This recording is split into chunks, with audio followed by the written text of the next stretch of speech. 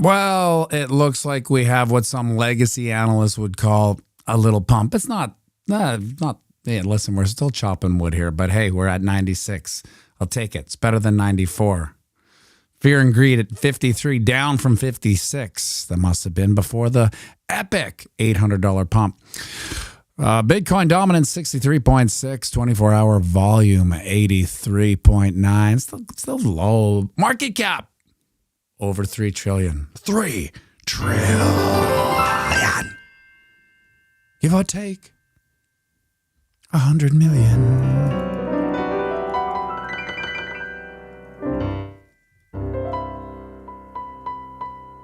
The major seventh chord. Now, the reason why I say major seventh is a feminine chord and the dominant seventh is a male chord, not that it's called dominant seventh and males are dominant, which they are. Well, we know that. So here's a major seventh. Here's a dominant seventh. I mean, it's a little muddy. That's a dominant seventh, and this is a major seventh. You can just tell, like, one's feminine, one's masculine. So here's a feminine major seventh. Here's a masculine dominant seventh. It's almost like a Homer Simpson type of character, right? And major seventh is more like the Lisa. Always trying to do things right. And where the hell am I? That's right. We are at 96.4. Now, we still haven't really fixed this E-money. What's the most masculine note? I don't know. I'm more like a C major to me is very masculine because it's like the quarterback, right? You always, if you've ever noticed, people always reference middle C. This is middle C. C in the middle of the keyboard. It's a quarterback. It's like the who's the guy from who's the big quarterback that everybody likes? Brady. You know, he kind of calls the shots. Everything is either below or above C. And you can say that about any note, but really it's C is the quarterback of all notes. Now back to the whole of the Bitcoin thing here. We still haven't really flushed out this bearish divergence. We still keep going up. So let's maybe can we raise this? Yeah, no, we can't. We still make higher highs and we're kind of still making lower lows. Now it's coming around. It's curving. I'd like to see this, exorcise itself before we, have a retracement. And you can see we have all these little pullbacks here. Yesterday we had this pullback. The world went crazy. Oh my God, it's crashing. It's really doing nothing. But we are still developing this negative divergence. It was like almost as soon as the stream was over, it kind of dived down. I was like, yeah, there's a negative divergence. But I like to see that there's a lot of buying action, a lot of pressure on the buy side once things take a dip. Bullish on parade. Morning, Matty. What an election, eh? Are you moving here to Alberta? We're packing up and leaving Canada. Well, bullish on parade. My conspiracy theory, it's not, it's only a conspiracy theory. Then it plays out, and then everyone says I was just kind of lucky. Is that the chessboard has been moved? A position has been moved into Canada to make the secession of Canada easier, right? Because these things don't play out like they don't force you into things; they make you beg for it. Just in a certain degree of fear. Now, Carney and Trump are two peas in a pod. They have history. It's not like they're strangers. It's kind of like the the Trafficante crime family and who's the Gotti? John Gotti and Trafficante. Like they're in the same racket, and now they've just been positioned to do what the absolute Godfather wants them to do, which is in the small concentric circle of power and money. Problem, reaction, solution. Exactly. Yeah. It's like if there's one thing that anyone ever has to learn about problem solving is problem, reaction, solution, because we see it over and over and over. And really, at the end of the day, bullish on parade. If you are in Alberta is the key, because really, Canada doesn't exist without Alberta. It's a failed state economically. So you have to understand that the rhetoric that Carney says about, is net zero is impossible, right? Because you have this juggernaut, Alberta, which basically pays for Ontario to be there, right? Anyway, we're getting into the political weeds here. Nobody likes talking politics, right? Nobody likes talking politics. Hegelian dialectic, that's right. Jimmy Coco's on the ding dong. You can see that we have broken out of this very important thing that we put here a while ago.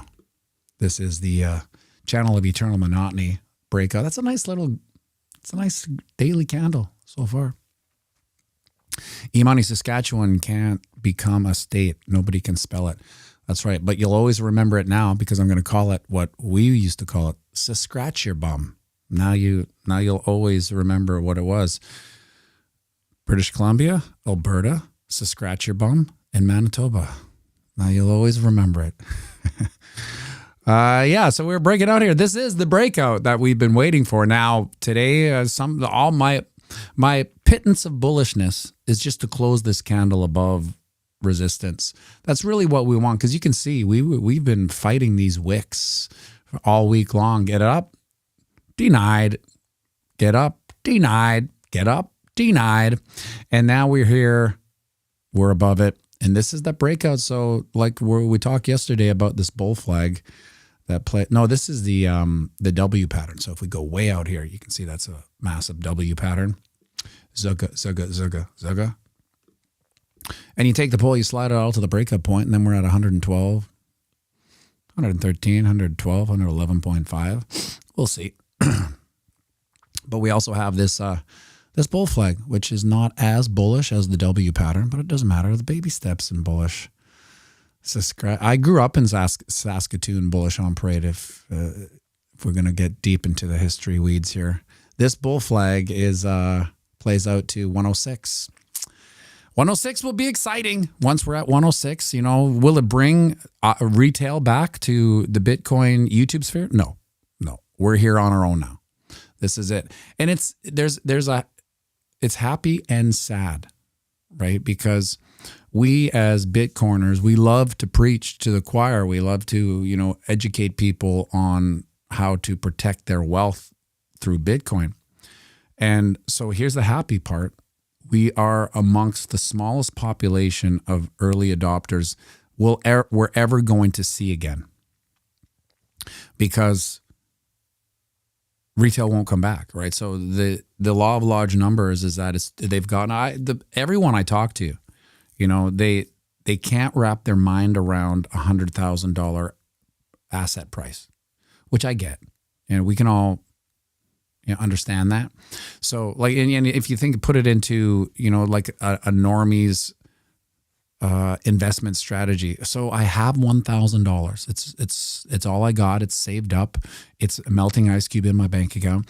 So what you're telling me, if I put in $1,000, and this is a high time horizon, right? This is like, what can you do for me lately type of investor, which is most of the normies, right? 1,000, and then Bitcoin goes to 200K. Are you telling me that my 1,000 became 2,000? Not enough. And they're out. Which I get, but they don't understand compound annual growth rate and a low time horizon. You just put that $1,000 in. Maybe you get another $1,000 in a year. It's just always growing. This is what they don't get. I don't know if you watch the video on compound annual growth and the cup of coffee, the $1 million cup of coffee, it's weird because all I see now is, reticular activation is, so for instance, if you buy a red car, all of a sudden you see red cars everywhere. That's called reticular activation. The reticular activation that's happening with me is I see people with cups of coffee. Like I was at the squash club and one of the trainers there was training these two guys. They don't do the 10-minute workout. They prefer to work out there for an hour, and they have the same physique they've had for 10 years. Anyway, so their trainer, milking it, had a coffee, and I'm like, how much is that coffee? He's like, oh, it's $6.50. I'm like, and so you know me, I'm like, don't say anything. Don't say anything. Just finish your 10-minute workout and get the hell out. if you saved a coffee a day for a year, it's $21.90. And then if you put it into a 70% CAGR, you probably have about $150,000, $120,000 in 8 years. And if you roll that over to 12, it's probably going to go to about 6 or 700,000. You roll that over to 16 or 20, and you're in the millions now. All you did was not drink this cup of coffee for, every day. You just made it at your house. It's not so hard. I have a coffee maker at my house. I just make it. I enjoy it actually because I've become a really good coffee maker. So when I go to these places, which I never would, I can't touch the coffee because it's so brutal. But now I know that just one cup of coffee a day compounded over 8 to 20 years. Do you have kids? Yeah. Oh, you do? It's 2 years old? Well, think about it. When he's 18 years old, you would have saved him almost, $1 million to maybe $3 million, depending on how the market you can tell I'm super popular in the gym. They're all looking at me, right? And then it's like they're curling. They're looking at me and I'm done. And they're just like, and they go back to their workout. So that's what we're sitting at. What the hell was I talking about here? Right, the daily chart. Oh yeah, the reticular activation. So all I see is people with coffee cups now. I'm like, I wonder if I actually sent that video to a buddy of mine who's on the fence with Bitcoin. And my motivation for that video was someone said it was a painful video to watch. I'm like, F you. It's painful because you've missed the boat probably. The reason why I sent it to my friend, because understanding the law of large numbers, how it pertains to compound annual growth rate. I know that doesn't make sense probably to most people. Tara Rooster, sounds like you definitely had your coffee. Yeah, I did. I did have my coffee today for sure. The one that I make on my own. Hey, don't get me wrong. I used to go to a place called Bar Italia. It's like this coffee place, and it's like the hub of Winnipeg. It was if you're in your 20s and 30s, kind of always there. You go, so it's I don't know, a social place. This is when it was social and gave a shit about seeing people. But I would go there every day, and I would buy a coffee, and they would give it to me for free, and I would give them $5. It's just how the system works. There's some people got free coffee, some people didn't. But it's never free. You give the barista $5 or whatever. And it was funny because back in those Bar Italia days, I was the lunatic talking about all the weird shit, and they called me a conspiracy theorist. Right? And I always took it as like a badge of honor. Like I was never really offended. And what the hell am I talking about here? Okay, are we getting rejected? No, we're 96.5. We're still hella good. Now, like I said before, all we want to do is close this candle above here. So if you want to, keep your peepers on anything today, I would suggest not looking at anything until we're over 100K, because you're going to, in these boring times, I'm bullish on Fred. I'm pulling into Tim's right now to get a coffee. Don't do it. Just have a coffee at wherever you're working, right. That's all I can do. It's all I can do. It's all I can say. So what the hell was I talking about? Oh yeah. My advice in these boring times, and it's counterintuitive to like content creator, is to shut your phone off and like wait till you hear that it's over 100K, because you run the risk of boring yourself out. Right. And that's what happens to a lot of people. They just lose interest, and then if they come back, let's say you lose interest at 95, you come back in a month and it's 95, well, you might start thinking, maybe I'll just get out of here. Because for some reason it's weird, like the longer people stay in, the more pain they feel. There's like time in the market kind of connects with a certain amount of pain, I guess, or it's the expectation not being met. I don't know how it works. I feel grateful when it's, trading and building up steam, because, if you've been here long enough, you know how this works. You leg up, consolidate, leg up, consolidate. Sometimes you take one step back, 2 steps back, but essentially we consolidate and grow, especially when you zoom out, over on the weekly. This is 3 green candles in a row. Haven't seen that since our massive pump. And here we are. We're getting over the 23.6% fib. Now, one might say, if I had to be extremely bullish in a very conservative way, I would say closing this candle above 95.6 would be pretty bullish moving into the next week. However, ultimately, my bullish delusion would be closing it over this channel of ascension's support, now acting as resistance at 98K. 98K things start to get like, the momentum starts to start sweet. People really start eyeing 100K. So do the sellers, though. Remember, it's a huge psychological number. Now, when we look at the old monthly chart, because guess what? It's May 1st. Can you believe it's May 1st? 5 months into 2025 already? What the hell is going on? Time. I mean, think about it. Duke is 1 month away from not being in grade 4, and then he's going to be 10. You guys met Duke when he was 8. I think 8 was the first time I kind of had him on a couple of years ago, maybe 9. But he's going to be, you know, next thing you know, you'll see, like, he won't be on the show till he's 12 or something, right? And you're like, oh my God, look, he's 12 now. He's so big. It's crazy. He's going to be 10 on June 19th is his birthday. Lasers go pew pew. June 19th. And so he's going to be driving, yeah. Well, I always tell him he's never going to be driving. Because he always asks me, am I going to, you know, can I drive this car when I'm 16? I'm like, you're not going to be driving cars at 16. They're all going to be robots. Like, and then the older people are, the less they believe in robots, I find. You know, because when I tell some of the, Randy Hipper, I'll always be Duke's biggest fan. It's going to be weird because I'll compare it to this one thing. You guys might know that this Rick Beato, he's got a massive YouTube channel. It's not his birthday yet. It's June 19th, lasers. Anyway, the reason he blew up is he has this son named Lennon or something like that.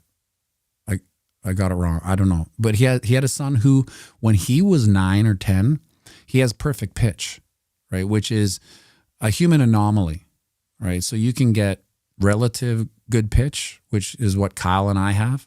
Like, we know we're in the ballpark of certain things. But when you have perfect pitch, if someone were to go, they go D, you know, some C sharp, and they could even go up here like C sharp. Now, and if they did this, so this is Rick Beato's son. If there's a video, you can look at it. I don't know what it would be called, but it's got him going, now what's this? And the little kid, he's 9 or 10. He's like, C sharp, F sharp, C sharp, D sharp, F sharp, and G sharp. He's like, and then you see his Dylan. That's his name. That's right. And so he would even do this. Okay, Dylan, what's this chord? And he would go F, G, A, B, C, D, E, and he knew the chords too. Like, he was also pretty. So there was one part human anomaly, which is perfect pitch. So I'm not just talking notes. I'm talking any frequency. You know, like, you hear people with perfect pitch can hear a spoon drop, and it's like I'll be like, G sharp, right? It's just in their minds. They know exactly what frequency a note is. So it's bizarre. Anyway, he was the part that and part.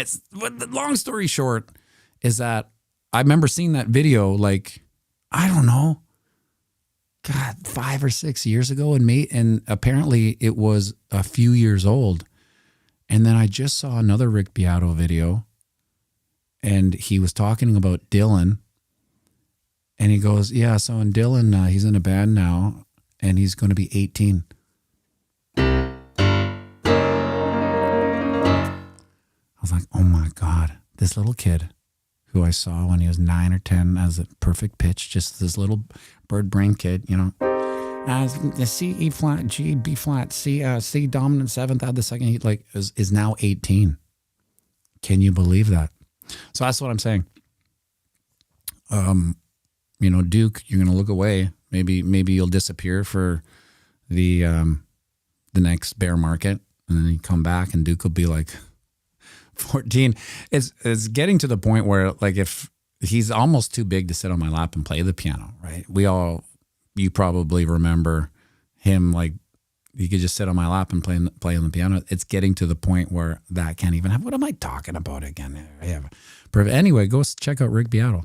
It's a massive, super cool information about music too.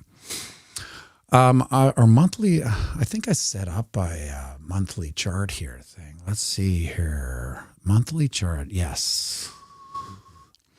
April's monthly was 13%. So now if we go back to here, this is the average monthly gains for April is 13%. So let's go candle open to close, and we're at 14. So we kind of outdid the average, which is pretty bullish. It's I hazard to say it's maybe the most bullish thing that we've encountered in this whole 2025 is that we outpaced the average of April, which is good. Now, May's average is 8%. So let's see where we would have to be in order to meet 8%. We would have to get to 101. So if we close May above 101.6, we will have at least matched the average May returns, which would be good. I have a feeling that May is probably going to be like there's that whole walk away, sell in May, walk away, right? I get it. And I was actually thinking not that, but like some of the alt dust, the only coins that I have that are just sitting there, and I'm like, they're just so gross. I was just gonna get rid of them right in May, but a lot of them are so in the weeds I don't even care. Like they're basically at zero. So what am I gonna do? Sell $2, right? Probably the gas fees are more. Anyway, I'm trapped in those two, but that's my own fault. It's my own, that's the learning phase. You know, when I was very early, you get seduced by these only coins, right? And then you just, you know, you get smarter as the longer you're in here. So that would be pretty, a 101 in May. It wouldn't be exciting for any of us. So look at this 96.7. We're going to hit 97K. Or are we? That would be pretty exciting, 97K. But maybe you'll have to be watching Randy Hipper's channel, 97. Maybe we won't hit 97 until she's on. This will take you right there. Yeah, and beyond that, you know, what is there really to say about what's going on in the market? We're having a little pump today. We know where we got to get above. I saw this thing on Twitter. I thought I'd remark about this. These are just kind of stoic, weird facts. In the end, we all become stories. The reason why I thought this was interesting is because this has always been my take on art, right? As a songwriter, these little songs are snapshots of your focus and intent. So sometimes I've written hundreds of songs, right? Sometimes I see them in files. I'm like, what the hell song is that? I'm like, oh, I wrote that song. So there was a moment in my life where all my focus, and I was summoning all the gods of creativity, you know, and doing my best, because you never really try to do a mediocre song. That's the funny thing about, you know, songwriting and art. You never phone it in, because, you know, why do it if you're phoning it in? So it's interesting to go back and see that snapshot of time, focus, and creativity when I was, you know, I don't know, 25 or 28. What the hell was I thinking about? Why would I write that lyric, etc.? But these are the stories that, as an artist, that you leave as a legacy, so to speak. Like, well, long after I'm gone, most of these songs are on YouTube. So YouTube is almost like a certain degree of artistic immortality if, you know, you do things right. And that's how I feel about this YouTube channel too, because this is like, you think about Duke, there's videos of Duke when he's 5 years old playing Christmas carols and whatnot, and singing Elton John. And he does it pretty good.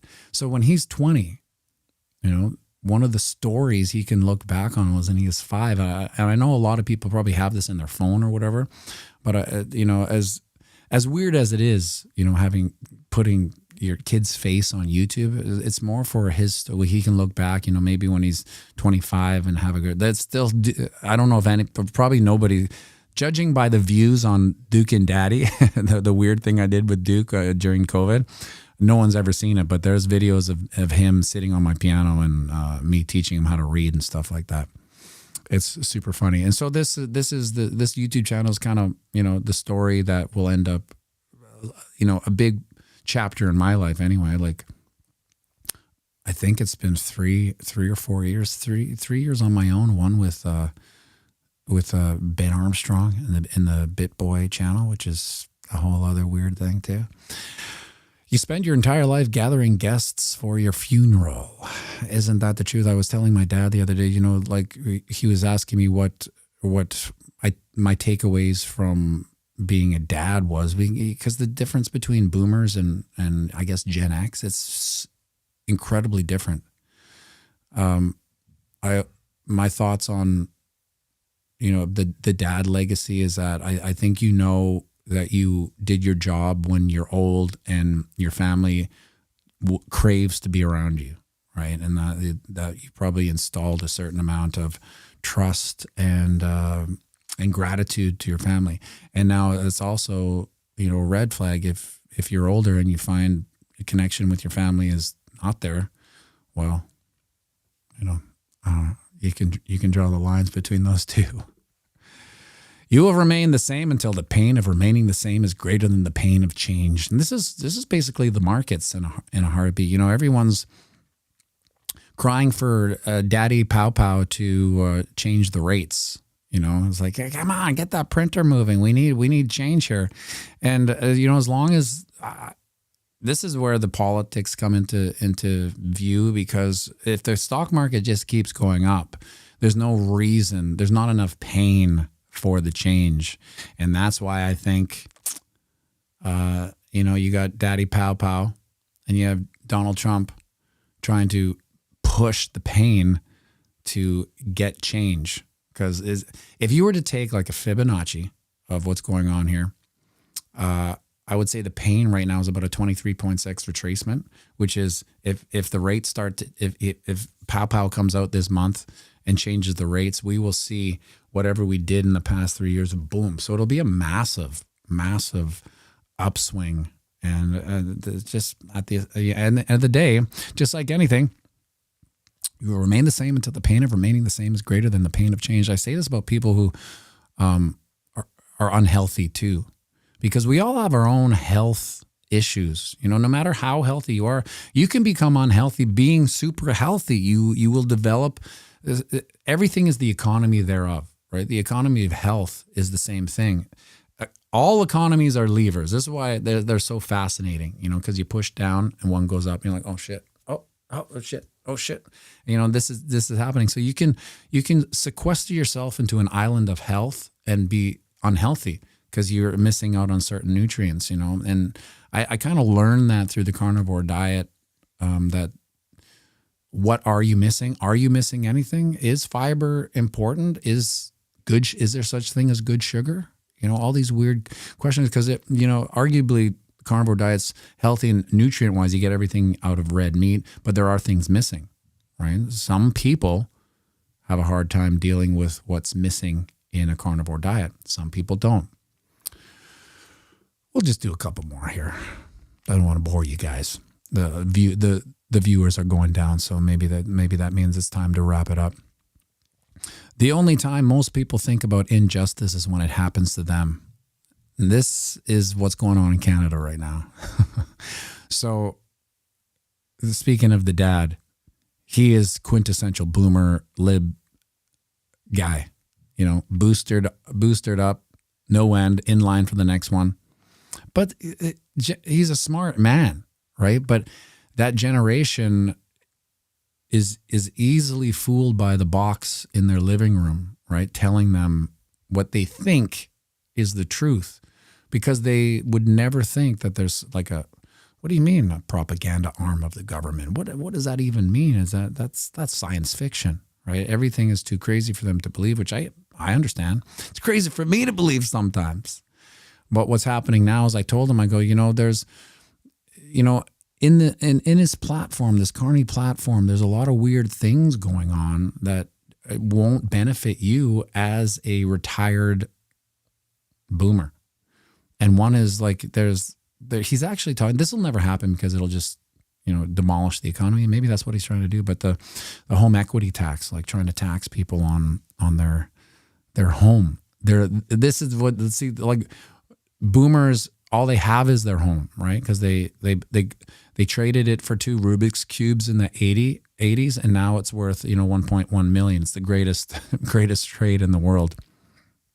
But they turned a blind eye to this, and I'm hoping I'm wrong, because that would be so much pain that it can't happen, right? And so what's going to happen is what they do is they will say unrealized gains. There'll be a big pushback, and they'll go, oh wow, whoa, hold on a second, yeah, we got to rethink this. You know what? You're right. This is crazy. We're only going to do if you sell your house, okay? We won't do unrealized gains. We'll just, if you sell your house, I mean, it's fair. You're a good citizen, aren't you? You want to do play your role in society and pay income tax, don't you? You're a good citizen, aren't you? Anyway, and once that happens, this is what they're dealing with. All of a sudden they'll see the light, the injustice. When it happens to them, they've been a generation that hasn't really felt much pain. Going to the 80s, we're talking the highest inflation ever. Like the mortgage rates are 13 to 18%. It's pretty crazy. Last one, we've had enough of these. This really isn't Bitcoiny. Accept people as they are, but place them where they belong. This is an interesting one because I live my life like this when I meet people. I call it the penthouse theory. Knowing nothing about you or them or anyone I meet, I put them in the penthouse. And in the pianomattyb penthouse, you get concierge service, you have a backdoor elevator, underground parking, food on demand, food and video. You'll just get everything that I'm capable of giving because you're without judgment. You're in the penthouse, but then everything, I don't want to call it a fault, but every time you do something that's a red flag, you get down in the next floor. You're not in the penthouse anymore. So you lose some. You're still being treated well, but you lose some of the extras. And then every time something happens, they do something, this or that, they get down a floor to the point where, they're no longer in the in the pianomattyb towers. They behave their way out. But you start. Anyone I meet always starts out at the penthouse. Because why not? I think everyone inherently is good by nature, and they want the best for everyone. And they want to do good by, this is what the majority of the people feel. Like, we are fans of humanity. We want good things to happen, and how we get there is maybe, treating people in the penthouse, right? Then they behave their way out. And guess what? Once you're out, you're out. Make sure you like and subscribe.